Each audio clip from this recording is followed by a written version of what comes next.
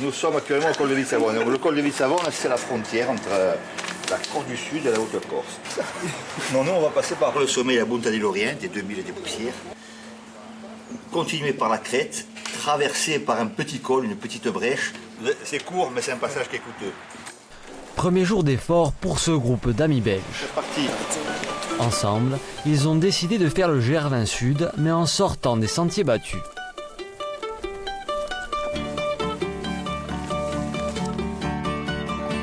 Pour cela, ils ont fait appel à Robert Cervoni, un guide qui connaît parfaitement les sommets de Corse. En face de nous, nous avons le massif du Monte d'Oro. Le GR20 Nord sort dans ce col là-haut qu'on voit et descend dans cette gorge, dans cette vallée, la vallée de l'Agnon, vallée glaciaire, là aussi érodée par les glaciers. Les glaciers, c'est 10 à 15 000 ans en arrière. Depuis plus de 20 ans, Robert guide des groupes de 4 à 12 personnes à travers la montagne.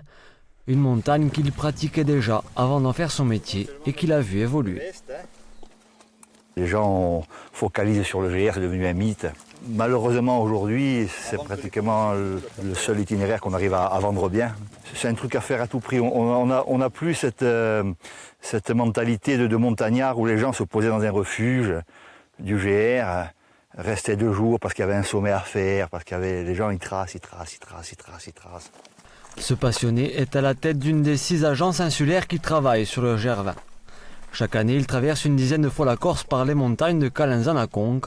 Ces randonneurs ont déboursé plus de 700 € pour 6 jours sur le GR Sud.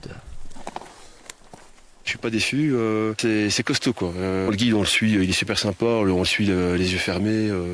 Voilà. Et en plus, ce qui est l'intérêt aussi dans l'histoire, c'est qu'il a des anecdotes, des explications. On voit pas ce que tout le monde voit quoi. Il essaie de nous attirer vers des chemins un peu plus beaux et on profite à 200% du séjour. Le sommet est juste au-dessus, il y a 20 mètres à faire. Le passage est sur cette dalle. La seule difficulté, c'est de contourner ce rocher. Je passe devant, vous me suivez, vraiment dans mes traces. Hein.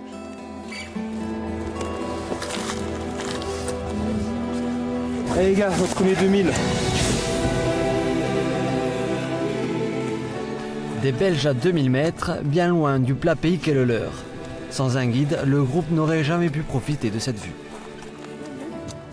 L'essence du métier, elle est là. Un accompagnateur en montagne, un guide auto-montagne, ce pas des gens qui vont emmener des groupes sur des chemins balisés, dormir forcément dans des gîtes, des hôtels, des refuges.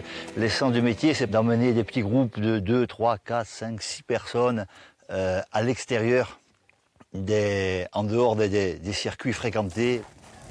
Même si la Corse compte plus d'une centaine d'accompagnateurs en moyenne montagne, Robert Cervoni est inquiet pour l'avenir de la profession. On a eu un trou à un moment donné, on n'avait plus d'accompagnateurs en montagne, on les a aujourd'hui. Des jeunes qui ont entre 20 et 30 ans, ils s'orientent tous vers autre chose, qui vers les lagages, qui vers le VTT, le canyon. Ce sont des métiers qui payent plus, donc on va avoir une pénurie d'accompagnateurs en montagne parce qu'on ne sait pas garder les accompagnateurs en montagne. Aujourd'hui, un accompagnateur est payé 180 € par jour de randonnée. Pour ce groupe d'amis, le périple s'achève après 6 heures de marche. Eh les gars, joli hein. Un bel exploit, un bon moment.